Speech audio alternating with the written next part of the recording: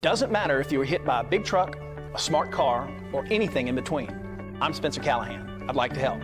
Spencer Callahan is the one to see. Call 387-2323. LA 21-12671. Offices in Baton Rouge. WNXX, Jackson, KNXX, Donaldsonville, and WDGL HD2 Baton Rouge. This hour brought to you by Spencer Callahan Injury Lawyers. LA 21-12681. Offices in Baton Rouge.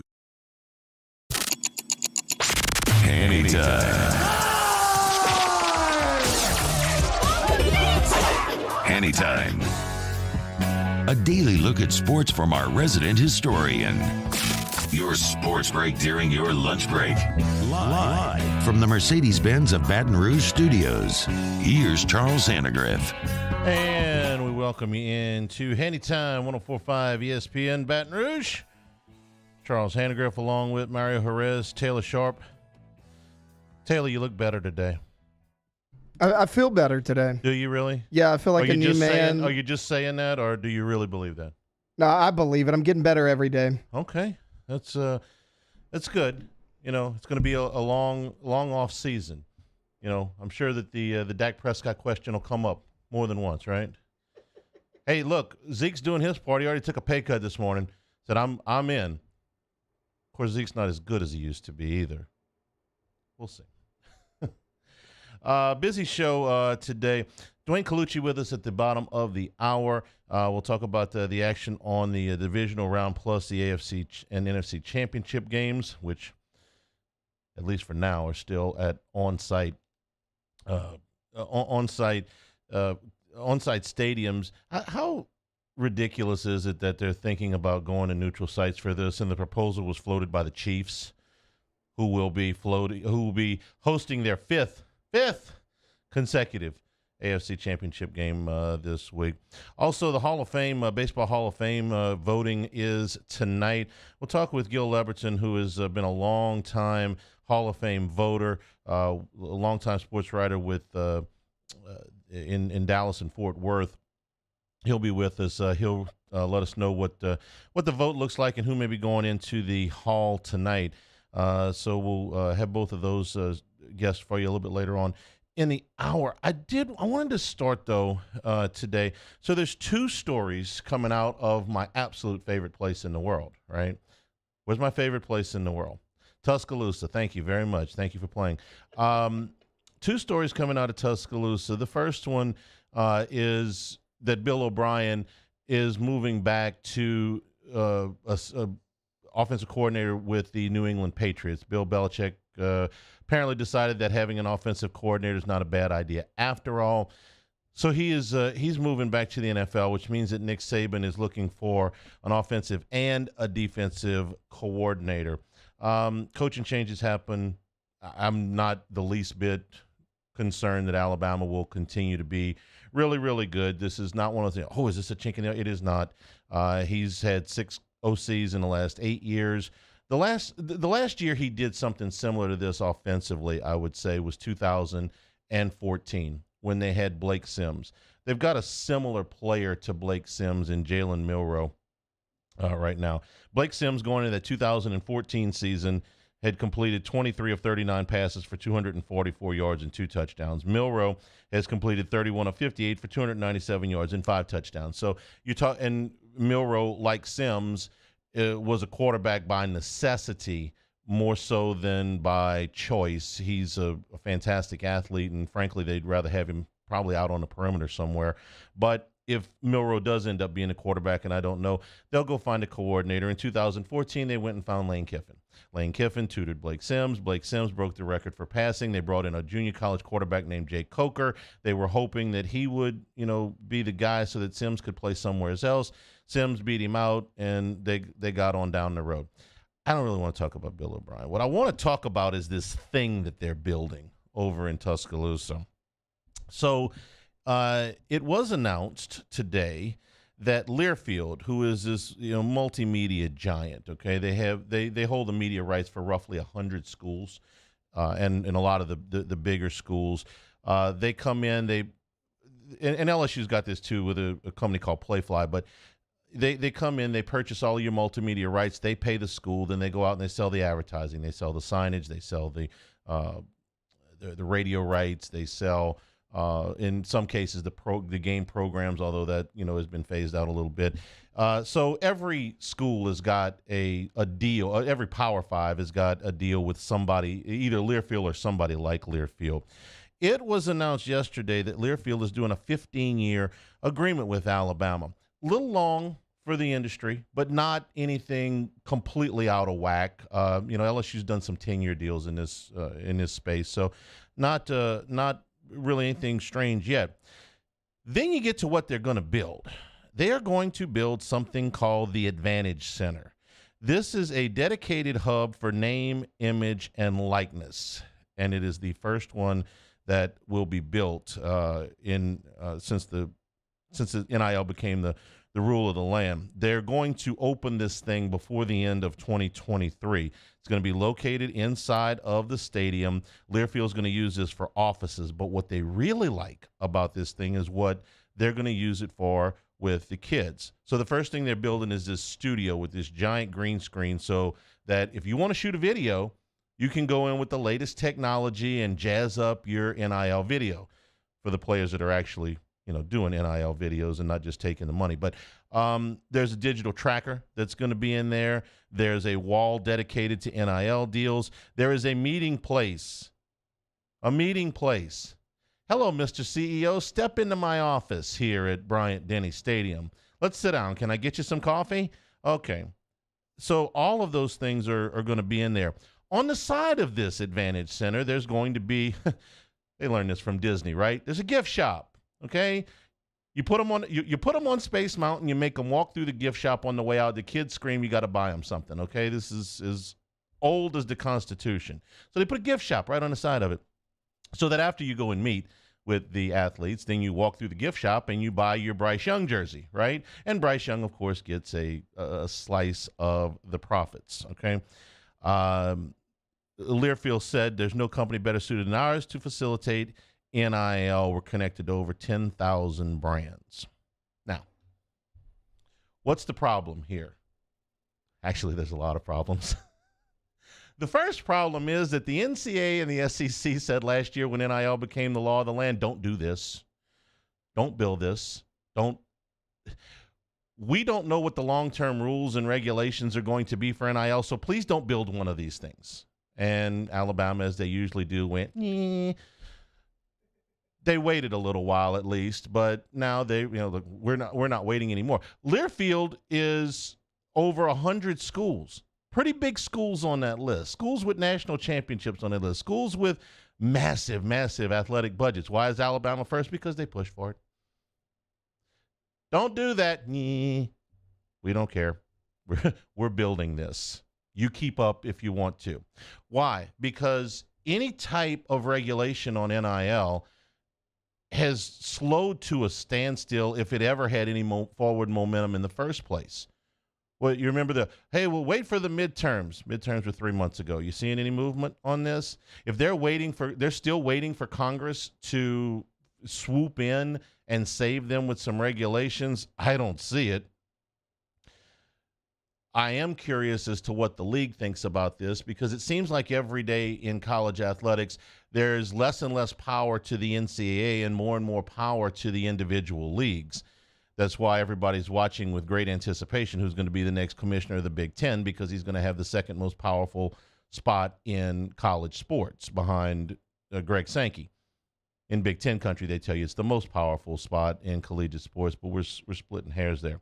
So the next thing you want to know is LSU building one of these things? Well, the answer is not yet. LSU has, in their NIL ramp up, largely gone with the digital space and not the physical space. Doesn't mean they can't build one. It's just that at the moment, they're not. Now, I think you're going to see probably as early as next week a pretty big announcement coming out of LSU in terms of their collective. The collectives have largely been out of the public space up to this point, meaning in layman's terms, if you were a big businessman and you wanted to be part of the collective, you could be. It was going to require you to put up a lot of money to be part of one of these collectives, and it was going to help LSU get players. I think you've seen evidence of that. It's not really hard to see. But what the collectives haven't done so far at LSU is include every man. So if you wanted to donate a smaller amount of money, there'll be a place for that to go to. I would be worried about this as being this is going to really be hard on TAF, because if you have a choice on where to spend your money now, to donate your money to LSU, are you going to donate it to TAF, which has done a great job over the years with service and facilities, or do you want to give it to the NIL collective so that the players get it? Let me clue you in on something. The players used to be really into facilities, okay? It's like, oh, wow, this place is nice. Now they walk in and go, oh, wow, this place is really nice. Nice waterfall. Where's my money?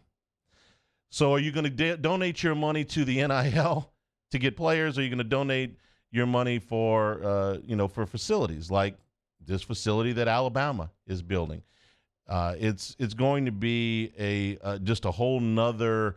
We used to call it the arms race, the facilities arm race in the Southeastern Conference. Now it's the NIL race, where how many dollars can you get into your NIL collectives? How can you best get players to get these NIL dollars, and how do you facilitate the whole thing through the university without running afoul of what's left of the NCAA, or in this case, the Southeastern Conference?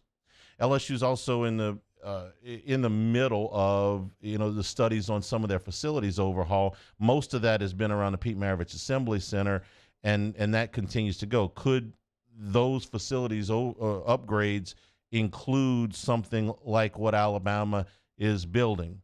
Yeah, it could. Probably will eventually, but for now, they're not.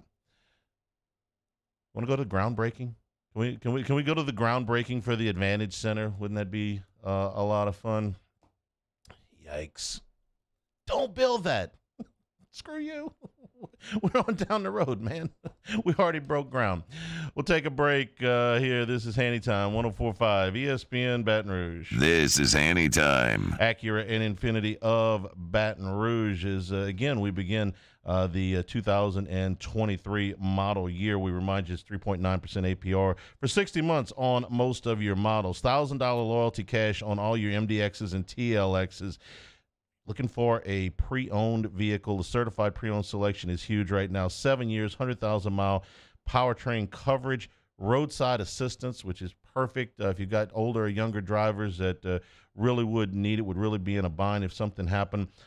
Your first scheduled maintenance is free, and complimentary service vehicles while your vehicle is being maintained. 2-year, 24,000-mile complimentary scheduled maintenance on all 2023 models. You add in transparency in pricing and the family atmosphere. That's why I'm buying my next vehicle once again from Acura and Infiniti of Baton Rouge. In times of need, get a full list of phone numbers, websites, and other important emergency information on the Demco Stormwatch page at 1045ESPN.com. Start your day with news and newsmakers. Start your day with traffic, weather, and local stories that are important to you. Kickstart your day every day. Mornings with Brian Haldane from 6 to 9 a.m. Weekdays on Talk 107.3.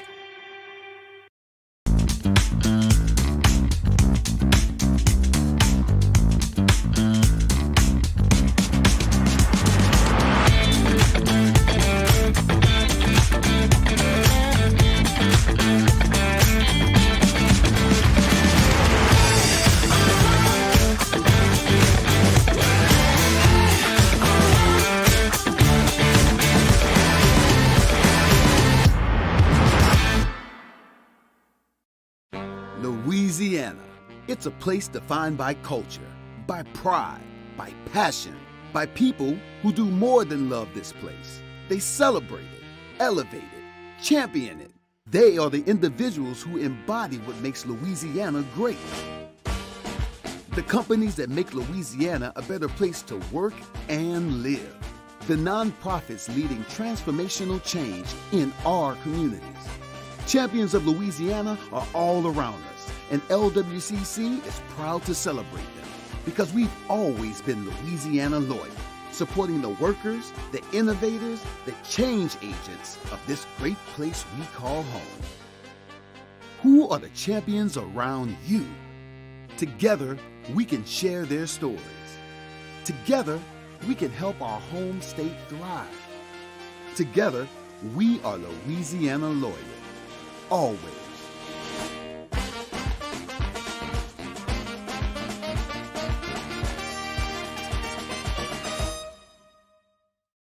Time doesn't stop, and the world keeps spinning. Community, culture, and communications, the powerful circle that connects us together. We're creating the next evolution, a network built for every possibility, moving faster than ever before, streaming us forward into the future. And the revolution is closer than you think. RTC, ETEL, and Vision are now Rev. New name, same company. Bayou Chrysler Dodge Jeep Ram has $8,500 off new 2022 Ram 1500s. New 2022 Ram 1500 trucks on our lot now with $8,500 off MSRP. All new Bayou vehicles come with a 1 million mile warranty. If you need sales or service, the crew at Bayou is going to do right by you. I've been doing business with Luba for 25 years.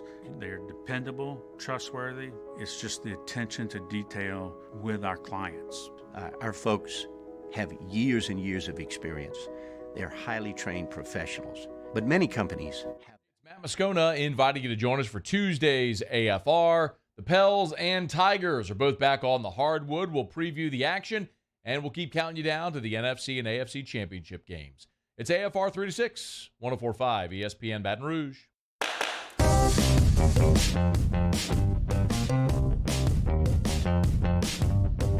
This is Hanny Time with Charles Hannegriff on 104.5 ESPN Baton Rouge.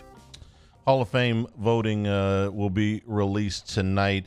This is the first year post Barry Bonds, Roger Clemens, being on the ballot. They ran out of eligibility last year. So this, Kurt Schilling as well, this doesn't have quite the oomph as far as this ballot, but I'm always interested in who's getting in the Hall of Fame. Gil Leberton is a longtime Hall of Fame voter and columnist with the Fort Worth Star-Telegram. He joins us now. Gil, good afternoon. How are you? Doing fine, Charles. How are you? It's let me tell you, it's a pleasure and an honor to get to talk to you. You guys are my station of choice here in Texas, where they have 3 sports talk stations, and it's 24/7 Cowboys, Cowboys, Cowboys, and I hate it. Well, the pleasure's mine, Gil, but you say stuff like that, my video producer, Taylor Sharp's going to be sending you a resume because he's a diehard Cowboy fan. So, to each his own. Shame on him. Yeah, to each his own, I suppose. Gil, let's talk about who might get in tonight. It seems to me that the 2 most likely players to get in are Scott Rowland and Billy Wagner. But you tell me what you think. 75% of the vote needed to get in. Who's most likely to be inducted tonight? I think probably Scott Rowland and Todd Helton. That seems to be the way the vote is. The preliminary results are going. A guy named Ryan Thibodeau has a Twitter account where he keeps track of the early ballots from people that have released that have made their ballots public.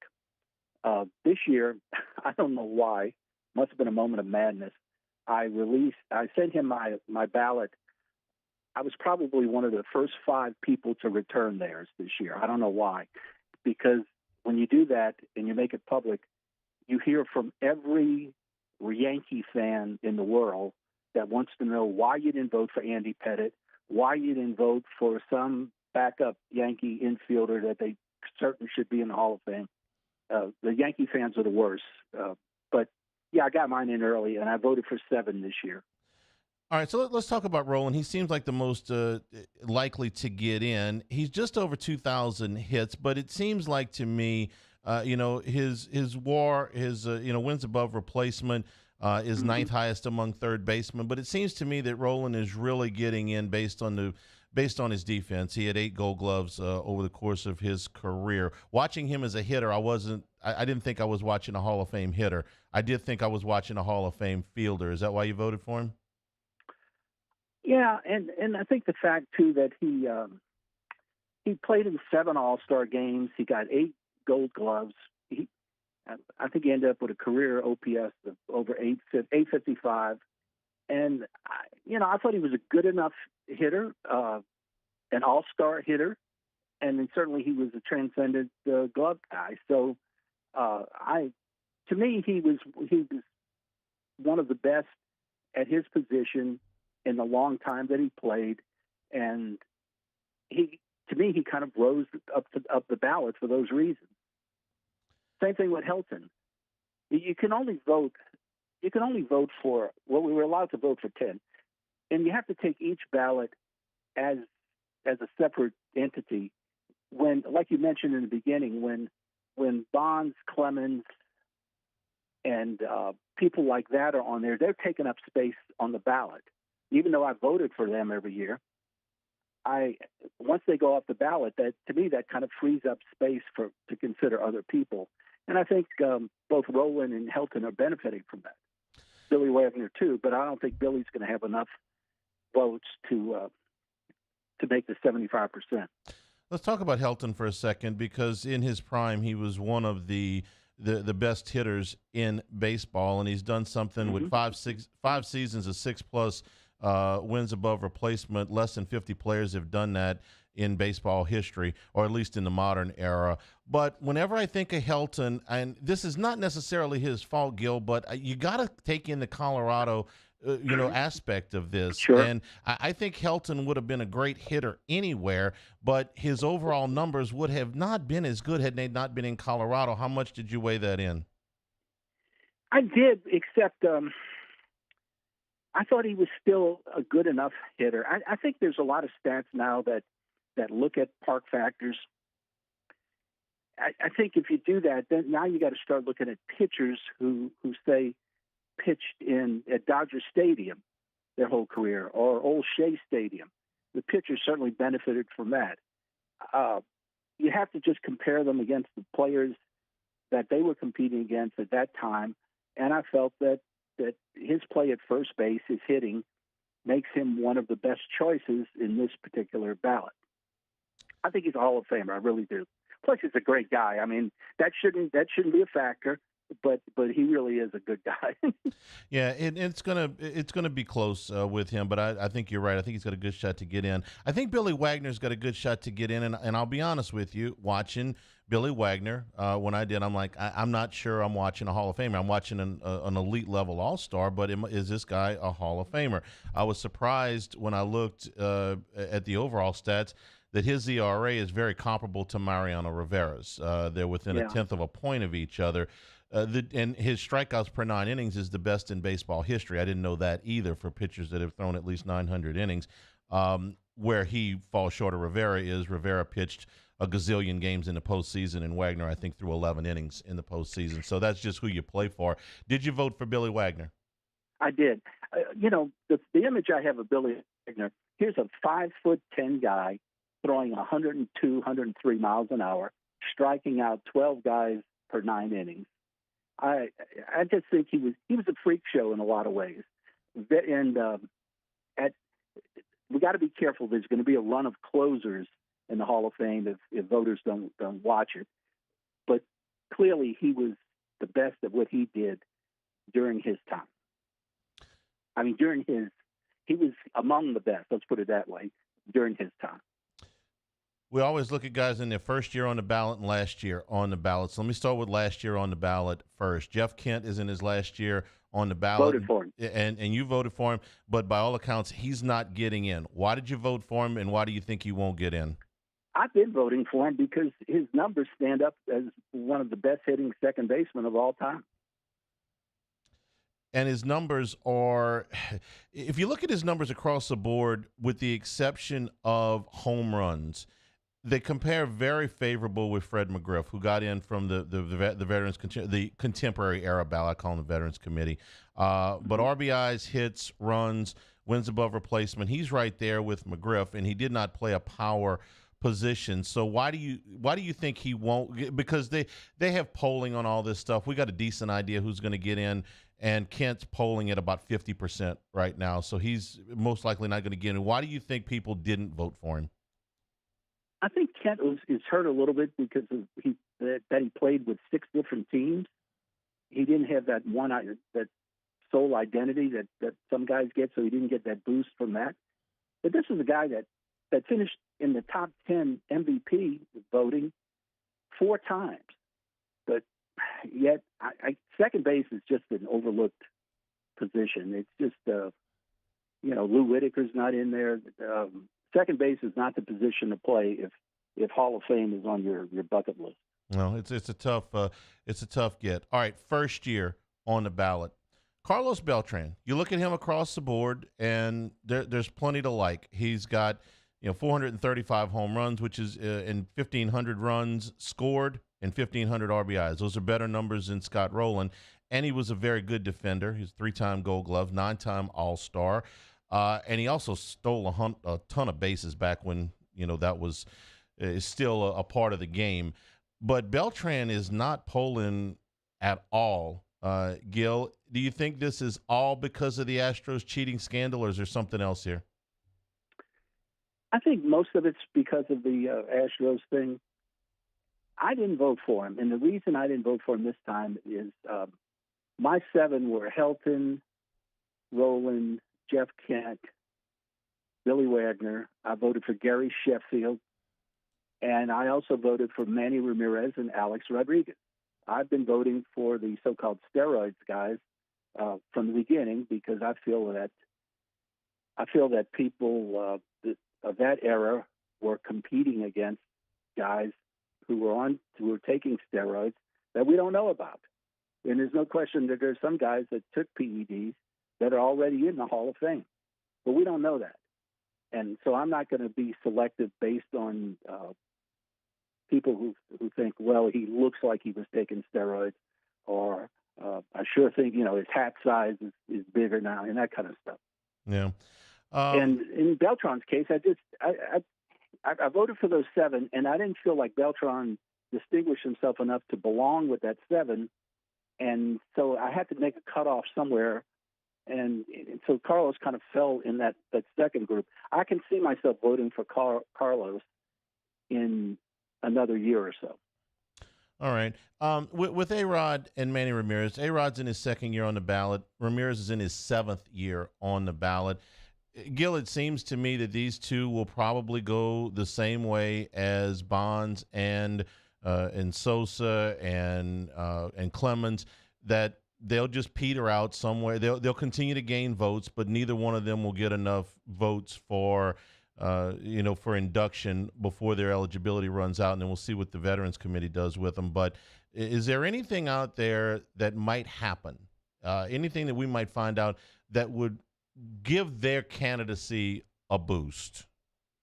Well, when the way you get to be a Hall of Fame voter is you cover baseball for at least 10 years straight.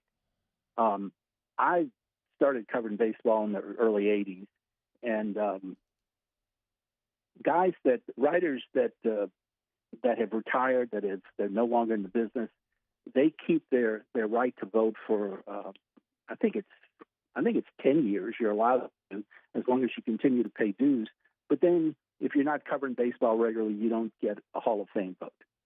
And I think there's a strong segment of writers who believe in a small baseball Hall of Fame, who very much think it's their moral responsibility to keep steroids guys out of the Hall of Fame, and they keep voting against or don't vote for those guys. There's approximately 400 writers who vote for the Hall of Fame. Your badge, your card, your Baseball Writers Association of America card has a number on it. And over the years, mine has gradually gone down. It tends to go by seniority, and I'm up to or down to number 114. And what that's telling me is that a lot of these guys are dying off. A lot of my colleagues are dying. It's a sobering thought, Gil. Come on. And the more of those that are dying, I think the chances of people like Alex Rodriguez of getting in the Hall of Fame are going to increase. I really do. Mm-hmm. I want one more before we let you go. You said you voted for Gary Sheffield.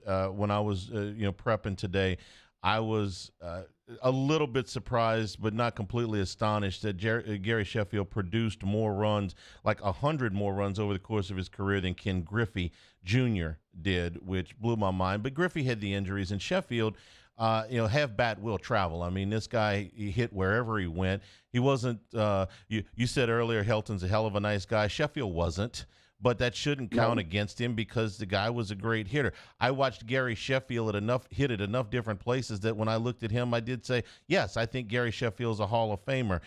He's probably not going to get in tonight, but he's got a good chance to get in before his eligibility is up, right? Right. He's another guy, he was with 8 different teams, so I think that's hurt him. But, God, nobody hit the ball harder. And once voters start looking at him in future years, seeing some of those old highlights, how hard he hit the ball, how often he hit the ball. He had 509 home runs. I think that he's going to get a lot of votes in the future, even though he's got a little bit of a steroids cloud in his past. Yeah, I think if you want to say that, I mean, they did that with Mike Piazza, they did that with Jeff Bagwell, but they ultimately decided, you know what, these guys weren't in either the Balco report or maybe they were, I don't even remember anymore, but there were the ones that were admitted and the ones that weren't, and they've been put into two different classes. I think Sheffield's case is very, very strong. I think he should get in. And all those teams he played for, I'm not sure that doesn't strengthen your argument. If I was thinking about it, switching leagues back then was a much bigger deal than it is now. They pitched, especially this in the early 80s, they pitched much differently in the American League than they did in the National League. And so it was a different game. And so when you could change over like Sheffield did, like Freddie McGriff did, before that Frank Robinson did, I mean, to me, that added to your case. But we'll watch the vote tonight with great interest. Gil, as always, look, man, we appreciate you. We're gonna have you back on during baseball season. Sure. Love to talk with you again. Thanks so much for spending a few minutes today. Anytime, Charlie. Take care. Gil Leberton, longtime writer in Dallas-Fort Worth, and the Hall of Fame voting coming up tonight. We'll take a break. Dwayne Colucci in Las Vegas when we return. This is Hanny Time, 104.5 ESPN Baton Rouge. Our listeners fire up their opinions on the jimsfirearms.net hotline at 499-1045. Keep listening for your next chance to shoot us your thoughts with the jimsfirearms.net hotline on 104.5 ESPN Baton Rouge. Follow us on Twitter at 1045ESPN to cast your vote in the Citizens Bank and Trust Poll of the Day. Vote daily inside Off the Bench, Hanny Time, Hunt Palmer. And after further review, Citizens Bank and Trust brings you the Poll of the Day via Twitter at 1045ESPN. There it is, the extra mile, on the border of expected and extraordinary for those willing to go further, like vans customized for work or play, with safety and tech to keep you connected, supported by a 5-star sales, service, and finance team, and backed by the 1-star you know. So go the extra mile. It's never crowded, because so few have what it takes to go there. Mercedes-Benz Vans. Time doesn't stop, and the world keeps spinning. Community, culture, and communications. The powerful circle that connects us together.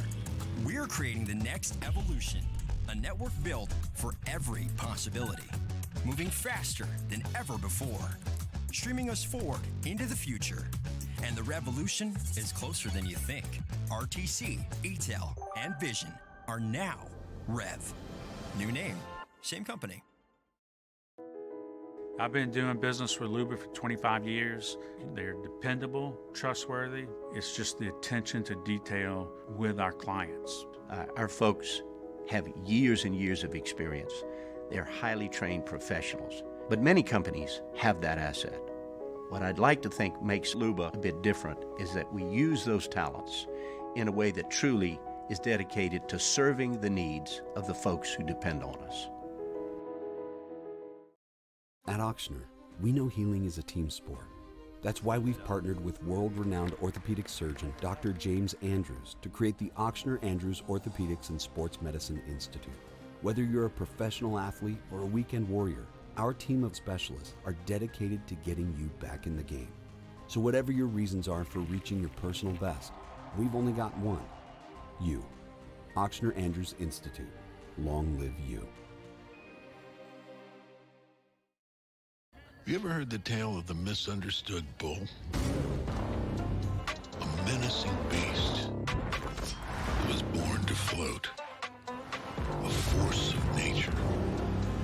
The embodiment of grace. Quite grand, yet quiet and nimble.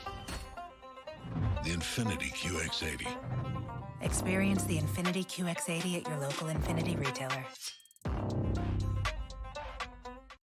Gulf Coast Bank and Trust is giving our customers the power to bank anywhere, anytime during this challenging event. And we're right there with you. Our mobile banking app is a smart way to manage. Me, Jimmy Out and Mike Delicano for the Tuesday edition of Game Time presented by Bet Rivers. We're at Dozy Place on Government Street in the heart of Mid-City. Game Time presented by Bet Rivers, 6 to 8 p.m. on 104.5 ESPN Baton Rouge.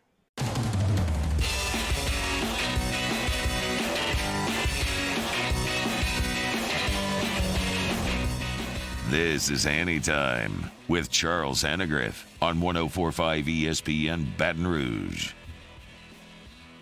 We usually like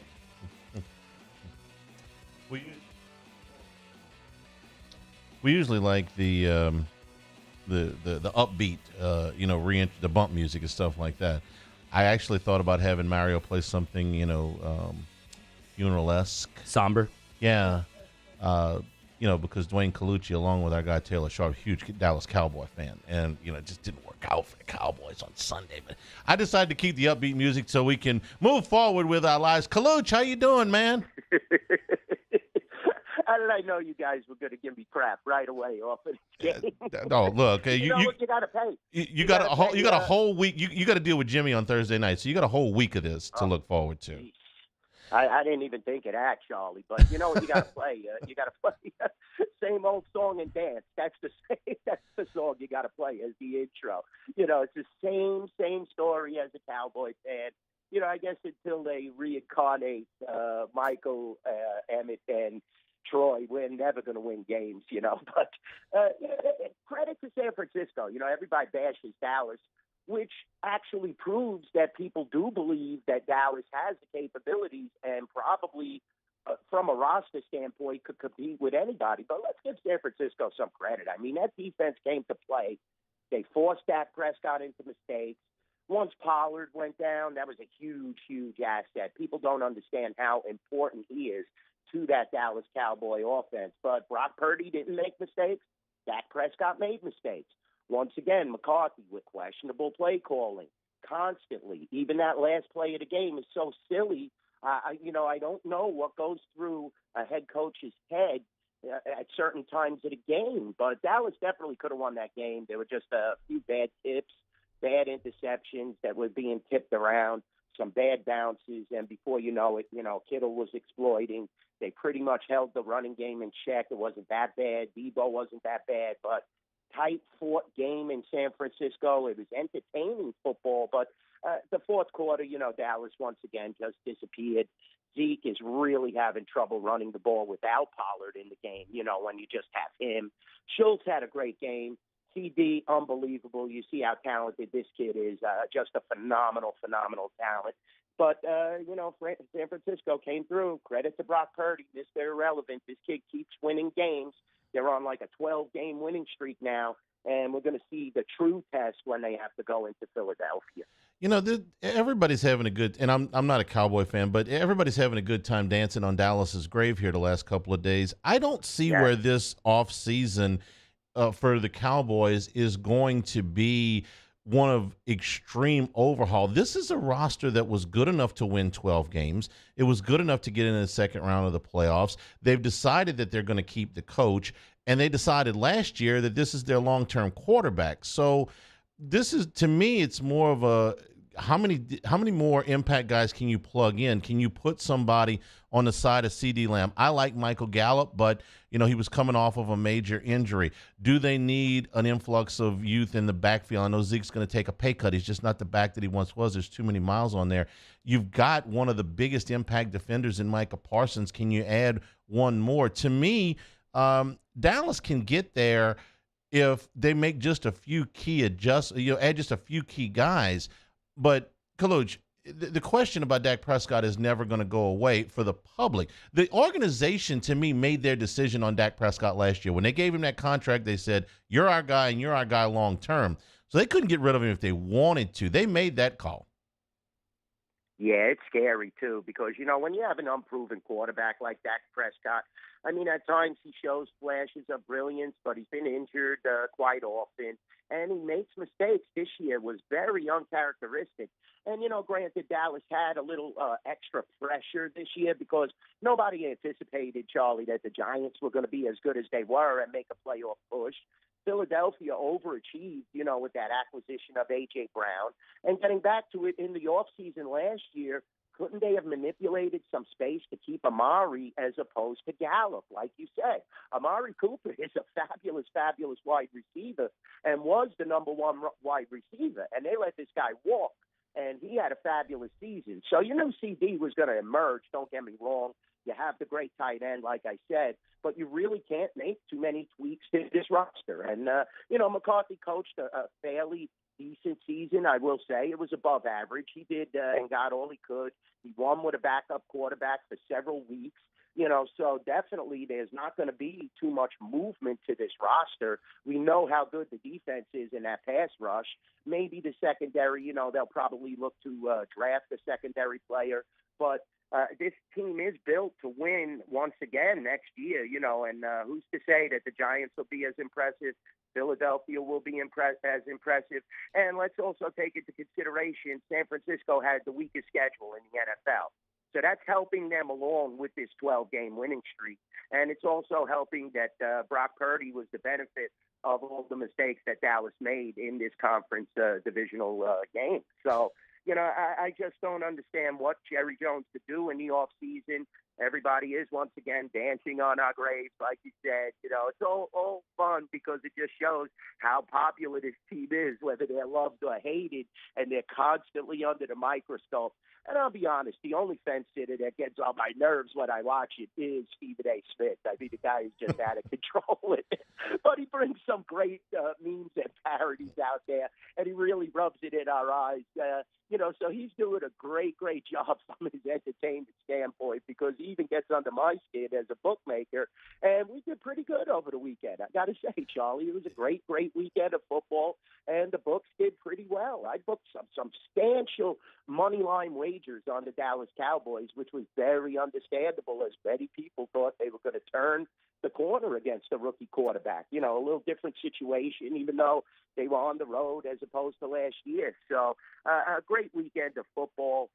We're going to see these championships. This is actually the four best teams in the NFL, in my opinion. So we'll move forward and see how the handle should be off the hook, Charles. Yeah, I would imagine that the weekend was good for the books, not only with the bets that came in on Buffalo on Sunday, but all of the bets that have been coming in on Buffalo since the end of last year. I mean, these guys were the betting favorites. I mean, they were betting Buffalo with both hands on the futures market. So with the Bills going down, I would imagine that was a pretty nice score for the books there.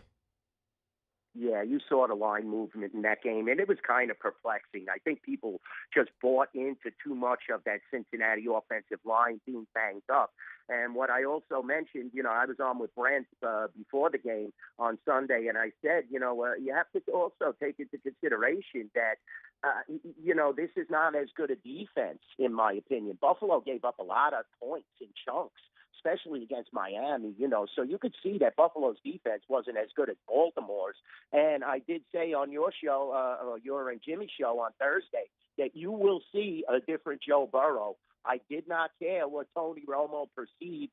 Joe Burrow is the man, not Josh Allen. Josh Allen could put up flashy points. He's got Stephon Diggs. He's got all those weapons. But when it comes to winning games and generalship, you look at Joe Burrow, you look at what he did in LSU. Last year was phenomenal. They almost won the Super Bowl. This year, sky's the limit. I mean, you're seeing the action. Now, it's definitely, Charlie, because of the Patrick Mahomes injury. Don't get me wrong. We opened the game at 1 at the Rampart. Now we're at 2. Cincinnati is the favorite. So we opened at Kansas City -1. Now Cincinnati is -2. I'm seeing 2.5 at other shops. definitely because of the Mahomes injury. But, Cincinnati's got their work cut out for them. You got to stop Travis Kelce. You got to stop these running backs in that backfield, which is just awesome. And Kansas City also has a winning tradition and another great quarterback in general in Patrick Mahomes, and he will be out there. I mean, I don't know how long it'll last, cold weather and all that, but this kid is definitely going to try and go out on the field. And they do have one of the better backups in the league in Hanny. So, 98-yard touchdown drive when he was pressed into action. This is a fabulous, fabulous matchup. The AFC Championship game that I wanted, I was preaching it for 5 weeks that Cincinnati is the hottest team in the NFL.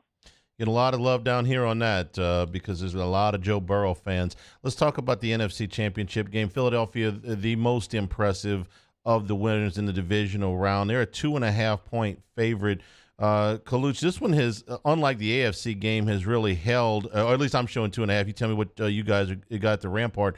But this has held pretty solid since it opened, and getting to that key number of 3 would be hard. So you tell me what you expect here. Yeah, definitely. Just because of the San Francisco money at the Rampart and South Point, we're at 2.5, Charlie. So we opened the game 1.5, and naturally, I thought we'd get a mixed reaction, but the Sharks more bought into that great Philadelphia performance. Jalen Hurts is healthy now. He looked great. They destroyed the Giants. I mean, the Giants had nothing, and they really showed that they are the class of the NFC. And with that home field, it's going to be very important, to establish that. The crowd is going to be off the hook. It's going to be crazy there. I don't know how San Francisco and Purdy's going to react to that. Now you're facing a premium Mucho team on the road, and now is the final test of Brock Purdy's rookie season. But we are seeing some other shops in town, Charlie, have 2.5 and the -115. So this might get to 3. This is a different element than the Dallas Cowboys, obviously. And you're traveling across the country to play in Philadelphia. Weather's going to be much colder there, probably more adverse. Hurts and Brown are just unbelievable. That defense at times is unstoppable. I can understand why the public is really strongly backing Philadelphia. But then we'll have that commute late in the week from California, and you're going to get that massive 49er money push because they are going to bet them regardless. So I agree with you, Charlie. I'm seeing other shops have the 2.5 and 115. We're at 2.5 at the Rampart and the South Point. It's going to be tough to get to 3. And if we do go to 3, if Chris moves it, we'll get plied with money immediately on that San Francisco side when you go to that key number. So you have to establish, is Philadelphia that good as a bookmaker that you could feel confident laying in excess of 3 points, because then you could get sided on the game if it lands on 3, Charlie. Then you're pushing a lot of San Francisco money if you make that move, and you're paying all the Philadelphia money at the -2.5. So a very careful situation for us bookmakers regarding this NFC Championship because the teams are very tightly matched. All right, before we let you go, let's get some hockey picks. Last week you were 1-2, but it was really like you were 2-3 because the one you gave us was a $2 underdog with the Canadians. So I'm counting that as 2 for 3. So what do you like tonight on the ice? I appreciate that, Charlie. Well, definitely now we're seeing another element from the Vegas Golden Knights. They're going on the road to New Jersey tonight, traveling across the country. Couldn't even win in Arizona the other night. I mean, definitely banged up, a victim of this severe injury bug in the NHL. So I definitely like the Devils tonight. I mean, you're laying a 180 at the Rampart South Point. I would entertain betting puck line. I don't think that Vegas has the talent to deal with this New Jersey Devil team, which is definitely proven now. And they're creeping up in the standings. Now, you're not going to catch Boston. Let's keep this in mind, Charlie. That's just how it is. But when you have 64 points and you're only 2 points behind Carolina, you're definitely doing a great, great job. Now, the Devils have been phenomenal on the road, 18-2-2 on the road, 7-1-2 in their last 10. They came home. They played an excellent game. Plus 40 goal differential. It's just monstrous. You have Jack Hughes there, whereas the Vegas Golden Knights are only a plus 17. They played great on the road, but now they're going back to the East Coast. This is a banged-up team. I definitely like the Devils, despite how good that the Golden Knights have played on the road. I was at the game where they actually dominated Washington Washington did not look good in that game, but Ovechkin didn't play. Now we'll get to that Washington-Colorado game. I like Colorado, and there's tons of money being bet on Washington tonight. Washington is traveling to Colorado. Colorado has won 5 in a row, starting to get hot. Alexander Gorgiev, McKinnon's back. I just think it's a different element. Washington, despite not having Ovechkin, whether they partied, which I believe they definitely did in Las Vegas, Charlie. It's a good town to do that. The best next to yours. Just as flat as a board. And I don't think they're going to just pick right up and be a great, play on the road after that flat performance against the Knights. I like Colorado. They're very hot right now. You can lay as low as 118 around town here in Las Vegas. I'm sure you guys could shop in your neck of the woods. Yeah. We got it at 135 at the Rampart and South Point. So, pretty high on Colorado. I think they're the right side in this game. That's why we're leery to move it real quick. So there's 2 games, and maybe even, my LA Kings, they play better on the road as well. I preach them. This is a position now, Charlie, where you got to win games when you're LA because Seattle is very effective, and the Vegas Golden Knights are floundering a little. Yeah. So, 12-8-4 on the road, Kings may be a play too, Charlie. Kaluch, we always appreciate it, man. We'll talk to you on Thursday. Thanks for everything. Oh, thank you, Charlie. I really appreciate you guys having me on. Dwayne Colucci from the South Point and the Rampart. We'll take a break, come back, wrap things up here. Hanny Time, 104.5 ESPN Baton Rouge. This is Hanny Time. Big Mike's with live music going on Thursday through Saturday this week. It's Thursday, it's Tail and Naughta. On Friday, Jared Kelly. And Saturday, Titanium Rain. But guess what's back at Big Mike's? That's right, boil crawfish every day starting at 11 a.m.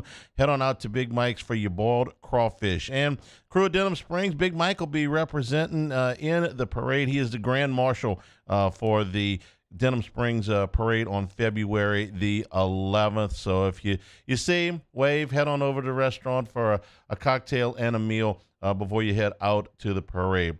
Big Mike's on Aspen in Denham Springs. We're kind of a big deal.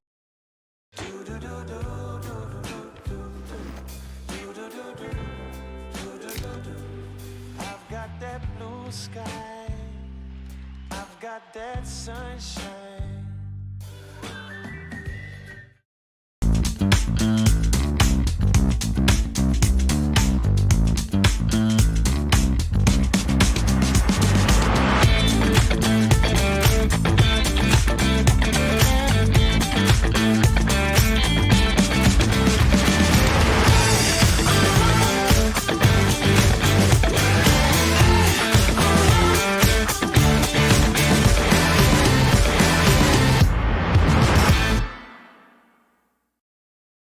All right, let's say ah. Where'd my spotlight go? Super weird, but we can take care of it. Get in and get better at Patient Plus. Louisiana. It's a place defined by culture, by pride, by passion, by people who do more than love this place. They celebrate it, elevate it, champion it. They are the individuals who embody what makes Louisiana great. The companies that make Louisiana a better place to work and live. The nonprofits leading transformational change in our communities. Champions of Louisiana are all around us, and LWCC is proud to celebrate them because we've always been Louisiana loyal, supporting the workers, the innovators, the change agents of this great place we call home. Who are the champions around you? Together, we can share their stories.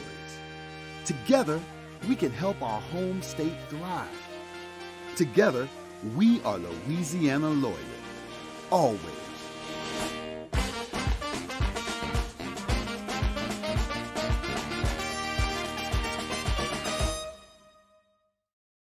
Have you ever heard the tale of the misunderstood bull? A menacing beast that was born to float. A force of nature. The embodiment of grace. Quite grand, yet quiet and nimble. the Infiniti QX80. Experience the Infiniti QX80 at your local Infiniti retailer. I've been doing business with Luba for 25 years. They're dependable, trustworthy. It's just the attention to detail with our clients. Our folks have years and years of experience. They're highly trained professionals. But many companies have that asset. What I'd like to think makes Luba a bit different is that we use those talents in a way that truly is dedicated to serving the needs of the folks who depend on us. At Auctioner, we know healing is a team sport. That's why we've partnered with world-renowned orthopedic surgeon Dr. James Andrews to create the Auctioner Andrews Orthopedics and Sports Medicine Institute. Whether you're a professional athlete or a weekend warrior, our team of specialists are dedicated to getting you back in the game. So whatever your reasons are for reaching your personal best, we've only got one: you. Auctioner Andrews Institute. Long live you. Time doesn't stop, and the world keeps spinning. Community, culture, and communications, the powerful circle that connects us together. We're creating the next evolution, a network built for every possibility, moving faster than ever before. This is Hanny Time with Charles Hannegriff on 104.5 ESPN Baton Rouge. All right, we ran over with Colucci, so we are out of time. Arkansas tonight is probably the play. LSU just really, really struggling right now. See you tomorrow.